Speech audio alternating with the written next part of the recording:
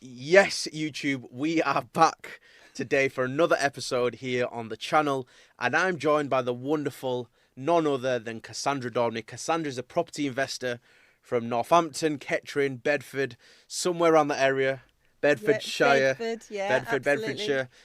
But she's an amazing lady, got an amazing story, and this is her first ever podcast episode. So Woohoo!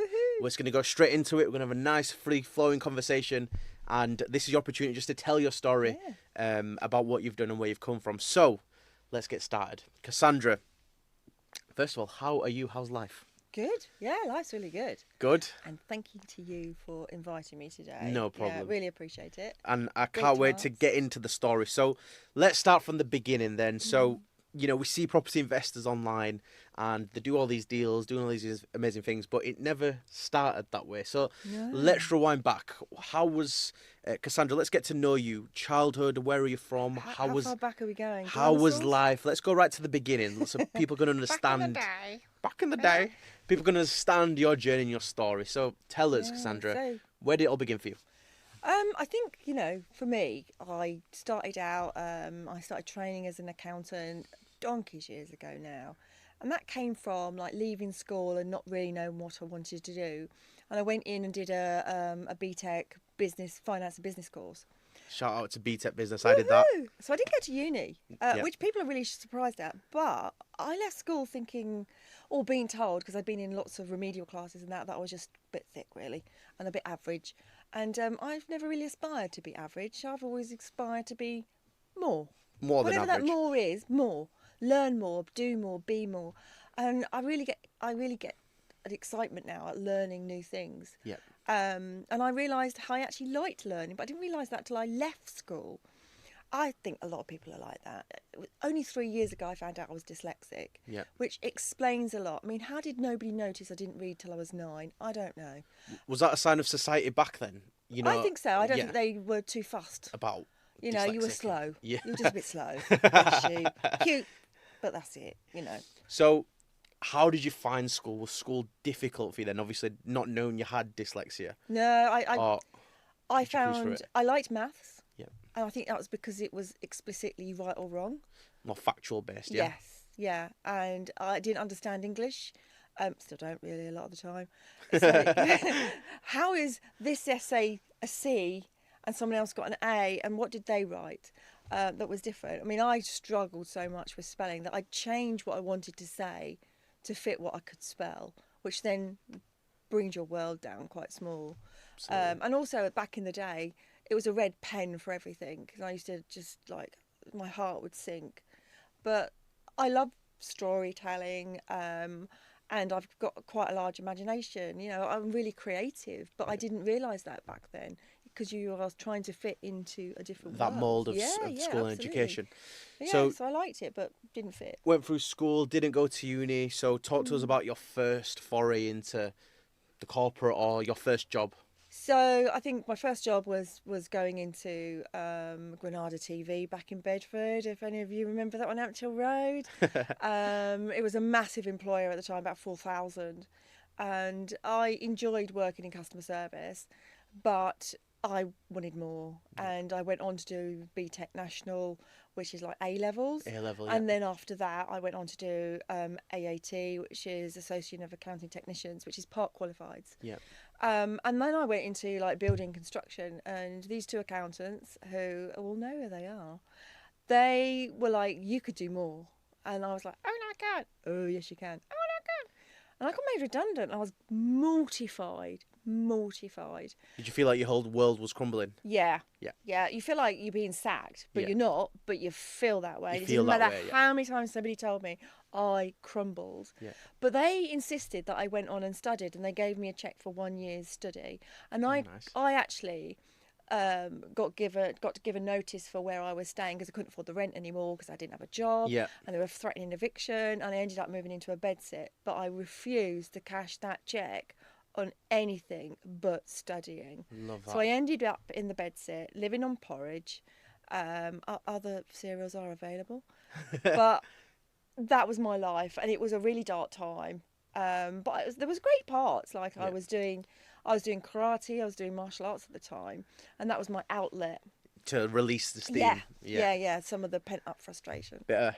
Yeah. But also it was confidence building. Of course it is. Yeah, Massive, you know. So even though you're going through a dark time, you found a Yeah. positive yeah, outlet. yeah, and I still see some of that group now, even Yeah, now. You love know, that. 30 years on, and we still go out and shout out to Jackie and Jackie, because we still catch up every now and then, and catch up with where we are with our lives. So we've gone through like becoming parents, getting older, menopause. You know, everything. We've done all of that together. We I keep love saying that. that should be a podcast in itself. Us going to the book nook and having a wee chat. So you're doing martial arts, you're yeah. eating porridge, you're going Yeah. through that time. Fine. Fast forward to I finally qualified. Yep. And because I qualified really late in life, I couldn't do the top jobs because I wasn't qualified. I'm with you. But I actually was managing accountants that were qualified. So I realised I quite liked managing. I liked motivating people, and also I liked troubleshooting. So I went to fix things. So I was quite used to fix things. Yep. Things that had failed audit, like departments failed audit. So I got into that side of things, and I made a career out of that. So I got into financial transformation and that bit, and I really enjoyed it. So I was in financial services for a very long time, and banking probably for about 10 years after I left the construction industry. And then my role was coming to an end in 2008 at the bank, and I took voluntary redundancy and set up on my own. So I went as a sort of professional interim boutique consultancy, and worked for, sort of fell into going into NHS and other environments, to be fair, but mostly that. And I went from hospital to hospital doing sort of finance transformation initially, and then sort of skipped into general transformation and program directing. And I'd done a lot of that actually in the bank, but this was the first time I was taking it into a different industry. So it was a little bit, can I make this work? Yeah. But actually, very, very quickly, I could easily make it work. And it was good, and I enjoyed it. I think moving on from that, and I went and worked in the Department of Health on COVID. And again, I wanted to go and do something where I could put back. And I just knew that I must be able to be useful. To society. Yeah. And I went in and looked after the finance side of PCR testing, and had a massive budget of 5 billion. And to go spend. Yeah. And manage. to manage and to support people with decision making. Yeah. And I had a team. I did not do this on my own. Of course. You do this with a team. I did it with an excellent team, a team that I'm immensely proud of. But I left there after the stuff that we did. It was hard hitting. It was long hours. It was stressful. Yeah. It was a case of people are dying and you're trying to do your best. And I left with PTSD. I had 8 months off afterwards. And during that time, towards the end of that time working on this, my daughter was really unwell. And it was a bit of a moment for me where it doesn't matter what you're doing in your day job, or what you're earning, or how successful you think you are. If you are not there for your family, then what's the point? And so I needed to be able to step back and have a less stressful day job to support her in her journey and what she needed from me as a parent. And how was that period of time for you? We've had a rocky 3 years, and I don't have any regrets. But for me, it was, how do I do this? How do I support them on their journey and their mental health issues? How am I there for them? And I can't be there for them and be doing those highly stressful jobs. So I stepped back, and that's when I realised that I need to actually step back further. I need to, when she says, shall we go and do this? You're there. That needs to be right now, because she doesn't have that thought will go. Yeah. And it won't be there tomorrow, and it won't be there the day after. And it's supporting her through her journey now. And that's been difficult, but, I'm full of tenacity. We don't crumble. I can tell you that. We don't crumble. We pick ourselves back up and we go again. move forward. And I looked at what's the opportunity here. So there was 2 issues. One, I needed to be more present. 2. You know, I'm in my late 50s now. You don't Where's look my it though. pension? Oh, it's all genetics, darling. It's all genetics. You can have my joints because they're definitely 70. There's a yin and yang in all of life. But there was a bit where I was like, so I need to step back a bit. I need to step back more. But I don't have a big pension pot to step back right now. Yeah. So what do I do that's different? So it's not doing more of the same. It's what do you do that's different? And with the dyslexia, audiobook on dog walking, and I had previously read Rich Dad Poor Dad. And I did it as an audiobook and walking. And I love the thing from when I did my PTSD therapy, that the walking left, right, and thinking really does something. I don't know what it is. Yeah, it's magical. But it really makes things go into my head really quite deep. Yeah, yeah. And I looked at it and just thought, I have been a sucker all my life. How I got suckered into this lifestyle where actually I want to do something different. I want to do something where I put back to my family first. Not second, but first. And that means doing something different. And we've all been there, we've all felt it. But what do you do about it? And that's the hard part. What do you do about it? What do you do different? Yeah. So for me, it was, I've always been interested in property. I can remember my cousin coming over with her children, and I had a really small house. So we went round the corner to the show home, and we spent the afternoon pretty much in the show home. Really? Sat in the, it was a nice sofa. Really nice sofa. That's clever though. Yeah, it was. Yeah, so we did that.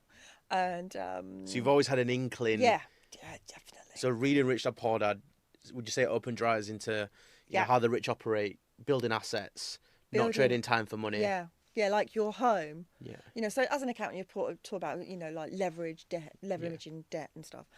But even this is very different to the mindset. It's a massive mindset shift. Mindset shift. Mindset shift. Let's do that with a couple of cocktails. I think that's never going to go well. But I was so shocked. Like your own home is a liability because it makes you no income. Of course. And I'm like...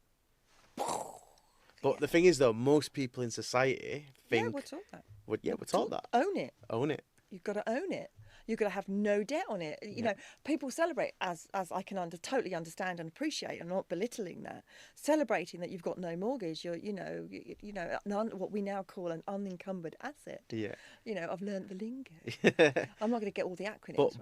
But debt used correctly is a super powerful. Is a powerful tool, right? Yeah, using other people's money is powerful. Yeah. And yet, if you'd asked me 12 months ago about other people's money, I'd go, "Oh, we don't use other people's money. Oh, that's really bad." Yeah. Whereas actually, we do it all the time. Your mortgage is other people's money. Yeah. In essence, so is your credit card. Of course. Any loan you've ever had is other people's money. You just don't have a face to them. Of course, it's a corporation. So it feels okay. Yeah. You can't see them. But it's the same principle, isn't it? It's the same principle. Yeah. So in the way that I have like ingrained in me that I will never not pay something. Yeah.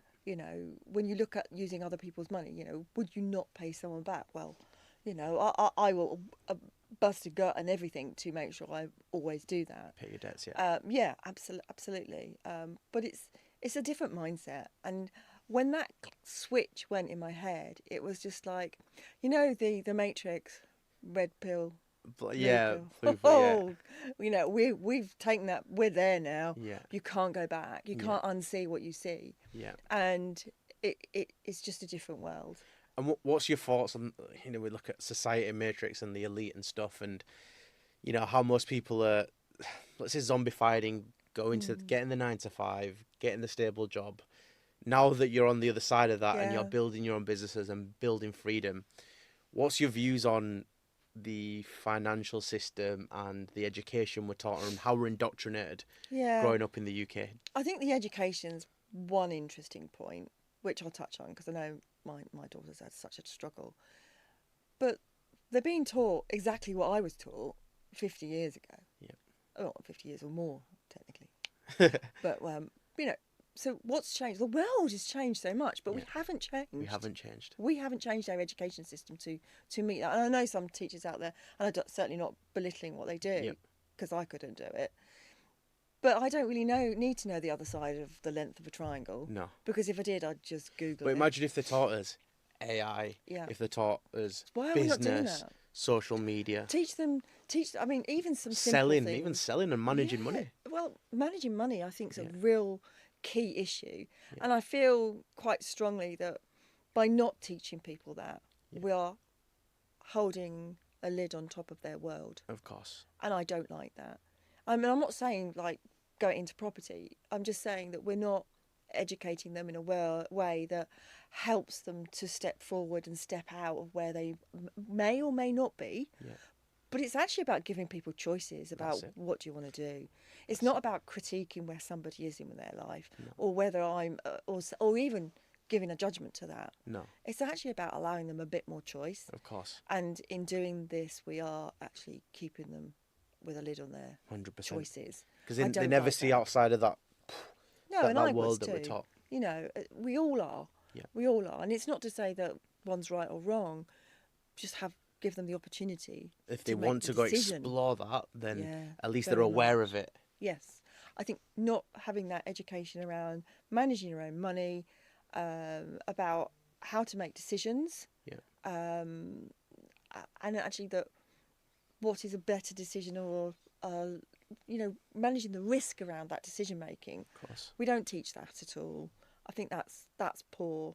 There's lots of stuff I loved about school, but mostly it was for me something to survive. Yeah. I felt I would have done better if I hadn't had that constant feeling of not good enough, and that you had to be really good to get attention or really bad. And the worst place is the word average. That is the worst place to ever live in society. And it's like, it just made me not humble, but unvalued and unseen. Yeah. And that unseen bit, I think, went far. I think that stuck with me for a very long time. Wanting to be invisible, not just feeling visible, but being invisible. Not knowing how to cope with stepping forward. Yeah. And on the topic of education, what's your honest thoughts on property education? Obviously, you're a property investor yourself. I'm sure you'll have done and invested a lot of money in property education. Give me your honest thoughts from a delegate that's been in them classrooms and webinars and seminars. What's your views on property education? So I think when I look how much I've spent on my education for property and investment, I used to complain how much I'd spent on my education. You know, when people talk about the uni bit, to do my accountancy qualifications was a lot of money. Yeah. And I've spent way more than that now already. I think there's different bits that happen in education. We're all at different places. And certainly for me, I liken some of it like when I was learning to dance. And you could go every week for 12 weeks and you learn like 4 moves. I'm too impatient. Yeah, I did private lessons like now. Give me. Yeah. And I do actually absorb quite fast as well in the right environment. Yeah. And that to me was a bit like it was with property. So I signed up for a 12-month course and I'd finished it in 3 months. And do I regret it? Probably not. Would I advise someone else to do it? Probably not. I think there's been good courses and bad courses. Yep. The ones that are the best are the ones that give you a mixture of the online training at your own pace, as well as that accountability, that mentoring, a bit of a carrot and stick going on, but they're there with you for the journey. And they will all say that. But you have to make that work for you. Of course you do. You have to make that work for you. Because the thing is, the course itself isn't going to make you successful. It's the application of the course or what you do with that mentoring that'll get you to where you need to be. Yeah, and I do think a mixture of, so a lot of people I've talked to, they want to wait to the end of the course till they start. Actually, get going. Starting is the hardest part. Yeah. But in some ways, to start, learn a bit, do a bit, and then realise you've got some gaps, and then learn a bit, do a bit, and then you've got some gaps. It's the 1% every day, isn't it? Yeah, and to do that safely with the coaching and that alongside you, so you're not doing it on your own. Yeah. And actually to do it with a community. The one thing I found was to get out of my little office at home and go and meet people. Yeah. You can't beat that. No. You cannot beat that, and you can't get that quite in the same way on Teams. The bit I liked was as soon as I did that, and meeting other people and hearing their stories and their journeys. That was just so exciting. Of course, it's you So learn exciting. different strategies, different stories, different Yeah. mindsets. I was saying on our last episode with Sue is you can't do a course, sit in your bedroom or sit in your office and wait for investors to come to you, wait for deals to come to you. You have to go out there, Yeah. meet the people, build the Yeah. relationship, put the offers, do the viewings. Yeah, That's a result of hard work. it is. Why do you think then? Because I'm sure there are people that will have been on the course at the same time as you Yeah. that haven't achieved what you've achieved. Why do you think that person hasn't, and what's allowed you for you to move forward and obviously start your property journey properly? I think there's the things that I've taken from my corporate life forward. I'm lucky enough that I've worked with large amounts of other people's money anyway, but I'm used to risk managing that. It's not, you don't do that frivolously. You do that and you risk manage it. It's like, we could have these options and you appraise those options. Yeah. And you look at what might go wrong. You work out how would we deal with that. You do that in advance. Yeah. And you take those steps. And for me, I think I've learned how to do that and take that into my property world. And also in terms of like, push yourself forward. What is your action list? I talked on one of my first Facebook things about having a to-do list, just to make it a to-do list a little bit more interesting. And I still think you've got to find what motivates you. And you can't expect somebody else to spoon feed you. What is motivating you? Having a really strong why. It's so important. Understand your why. Yeah. And then how do you achieve that goal? Of course. That achieves that. Break it down. And then I have it like every week there's a whiteboard up, you know, and this isn't any different to my day job. I do exactly the same. Yeah. I have notebooks for everything, but I also have a whiteboard because I'm very visual. Yeah. And I also have a done list. Now, there's the thing. I have a done list. Ooh. Because your to-do list will never end. Yes. But your done list, there is something psychological about looking back on a week and saying, I've done this, this, this, and this, and congratulate yourself. Yeah, of course. It's not easy. This is a hard road. Yeah. And this is a hard road. Yeah. Don't expect to not trip up every now and then. Of course. So I think having that has helped me to know what motivates me, to keep driving myself forward. And when you do get stuck and you do hit something in the road, where's your community? Go and speak to someone. To lean on. Yeah, absolutely. You can't do this alone. No. And if you do, well, it's a very lonely space. Of course. Business is lonely. Business is lonely. You know, even the day we've had today, meeting up with you guys. Oh, it's been... It's amazing. Sparks. We My brain's been... We bounce off energy. Great. And I'm a big believer in that, because day to day, when you're sat in your laptop and you're sat in your office with the whiteboard there, you know, it's a very... Yeah, today's been really buzzy. Yeah, exactly. That's the whole point. That's why we have days like this. This is what makes it exciting. Yeah. You know, surround yourself with like-minded people, but the right people, and also accept that the people you start the journey with may not be the same people that you go to the next step with, or the next step. Because everyone has its chapter. Everyone's going at different paces, but if you want to go faster and further, you do that with the right people. Of course. Do that with the right community around you, with the right support around you. Go far. Yeah, a lot better. And those that have done it before. So like, when I think one thing that I realised when we were at the retreat is how much you actually know. Yeah. That you don't realise you know. Yeah. You were giving another delegate some tax advice, if I'm not mistaken. Well, not tax particularly, but property advice. Options. You could do this, you could do that. And I think that's really interesting. I mean, it does help having a money background and not being scared by the numbers. You know, nothing excites me more than looking at something, but looking at a building and just like literally you're going, oh, we could do this, and then you just whack that down into very quickly some options, some high level options. Yeah. As to what does it really look like on paper? But I can do a lot of that now, a lot more in my head, and get some ideas when I walk into a property. You know, that's just got that natural gift. Yeah, it's that visual stuff again. Back to that visual stuff. I always thought people could see problems in their head with lots of colours coming through. I thought everybody could do that. No, we're all wired differently, aren't we?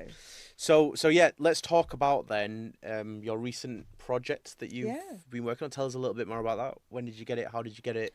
And So how was that process? my first project was an HMO that I got through letters. So everyone tells you to do letters. Yeah, so you Shout did out the letters. to Simon on that one. Do as people say. Yeah.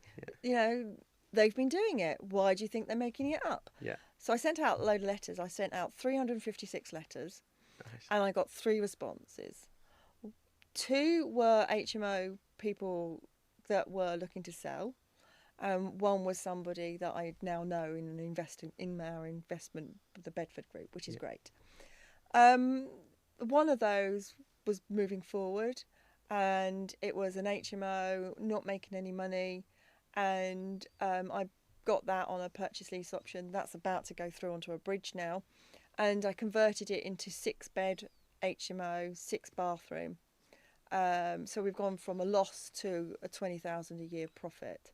Nice. So that's my first one. Yeah. 2 that I'm working on at the moment are both commercial to residential, and I'm trying to do those as vendor finance. Yep. With the possibility of one of the people also being doing investment finance as well. Nice. So that's good. So you're just working on them deals at the moment? Yeah, working on those, and then there's another bigger piece that I'm looking on that's several million, where I'm looking at that with somebody else, with 2 other people, and we looked at that because they were like, "Oh, we've got some investors who are really good." They was just really good. I'm like, "Yay, lucky you, well done." Yeah. We haven't got property. And I'm like, "Oh, I know what you should look at." So that was great. So we're working on that together. Nice. But I think, so people have sort of said, haven't done the sort of the normal path of, do a buy to let, move forward, do a bit of a refurb. I haven't done that traditional route, but I think it's because I'm used to managing risk. Yeah, and because you've dealt with budgets and numbers don't scare you, let's say. No, and I like the creativity of understanding what someone else needs and how can I make that work for them and me. And you've got to start with what works with them. Of course. And I think if you listen and you listen to what they need, where they are, everyone talks about buying from motivated sellers. They don't come from Amazon. They just turn up. It's about listening to their story, about understanding where they are, and that's harder to do. You've got to really listen. Of course. So active listening, and then seeing what would work with them, and what therefore then works for you too. And that's it really. There's not a lot more magic to it, and as far as I'm concerned, it has to work for both of you. Of course it does. If it can't do that, then it's not the right deal. And that's what it is. And I think obviously on the retreat we're talking about sales and sales psychology, and it's all about like understand. You're a doctor. You're understanding, diagnosing their pain, and providing them with a solution and the value that yourself can add in that situation. And if you can communicate the two, problem to solution, and you're in the middle, you're going to make money. Yeah. It's as simple as that. Yeah. And I think that's the bit that I didn't have, say, when I first started to look 12 months ago. But it was as you start to learn some of the strategies, I sort of always say, it's a bit like when I was training to be an accountant, all you've learned is some techniques. Yeah. What you're now looking to do with the strategies is what you're going to use, what works in this scenario. It's a bit like a carpenter has got a set of tools. The real skill is the knowledge to know what to use when. Of course. And that's the bit that I think I've picked up really quickly, and I actually really enjoy. I really enjoy that. And going around, I tend not to go around lots of properties. I tend to see, is this going to fit? Yep. But then when I walk in, it's no matter what you thought in your head, until you see it, it's a different story, it can be a different story. But again, it's about, have you got the relationship with the seller that you can work together on something that works for both of you, for both parties, and that's the key. That's how you make a good deal. So over the last 6 months, I believe it is, we've been working together, getting out there on social media. If there's any property investors who are interested or thinking about building, their presence on social media, what advice would you give to them? Because they might be fear of judgment or fear of what Vicky from down the road is going to say. How have you dealt with that and overcome that and start to build your own name and brand? It's hard. It's hard because in my normal world, my little world, I've always been really fearful of what people thought, and I guess it's because I'm a bit of a people pleaser. Yeah. But when you let that go, it's amazing what Liberating. world opens up. Oh, it's like a weight off your shoulders, and it's brought me a lot more happiness. Yeah. You know, there's been lots of things happen in the last year that have been really hard work in terms of like family stuff and that. But when I look back, I can still feel like I've moved forward and I've grown, and I've enjoyed it, really enjoyed it. But letting go of what other people's opinions are of you is hard, but liberating. I mean, I do think being over 50 helps because, you know, you start to no longer give up monkeys. You were worried there. But there is a bit about, we should do this a little bit earlier. And it's not about not giving a monkeys about how other people are in themselves or caring. It's more about letting go and being your genuine self. And I feel more myself now that I understand my neurodiversity. Yeah. And that we're definitely a neurospicy household. Yeah. We're a neurospicy group as a. We are. I mean, how did you manage to get everybody on the retreat? That was one. There was just no ego present. That was a joy to be in a room of no egos. Absolutely. It was a joy to be with people that none of us knew each other, but we very, very quickly became a massive support network. Massively. I think even you were shocked at that. I was, because I've been on retreats before, and you know, sometimes you get the odd person that, you know, you maybe feel uncomfortable around, but I think it's just a testament of, I don't know, just vetting people, and I think your vibe attracts your tribe. Yes. Because I like to say, like, I'm quite humble and I'm quite personable and approachable. Yeah. I seem to attract that kind of client, and we're all a little bit strange, aren't we? But in our beautiful own ways. Oh yeah, and I think that's why it works so well. That was the bit that worked so well. Was we were all, let's go with quirky. Quirky, yeah, that's the word. You know, other people call me eccentric, Jackie.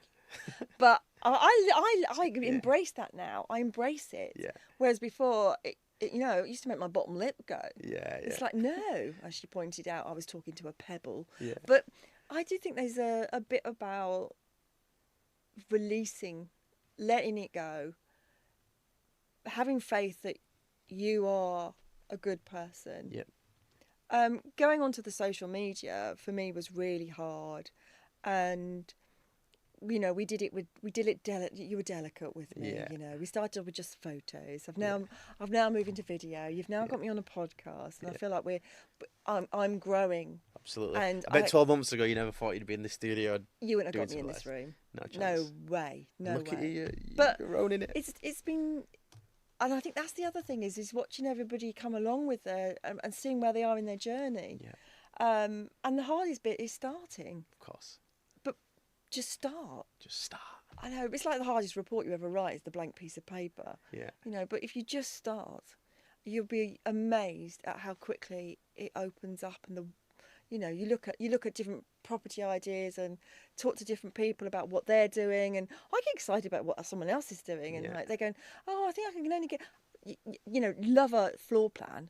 You know, you stick a floor plan in a room of property people, they're all out with a pen. You know, suddenly you've got 14 bathrooms and just 10 one bedrooms. cooker. Yeah. You know, but it is exciting. And it's exciting for me because, like, I look at now, we're back in the day when I ended up living in a bedsit. For me, there was a couple of things that were really important. Feeling safe was one of them.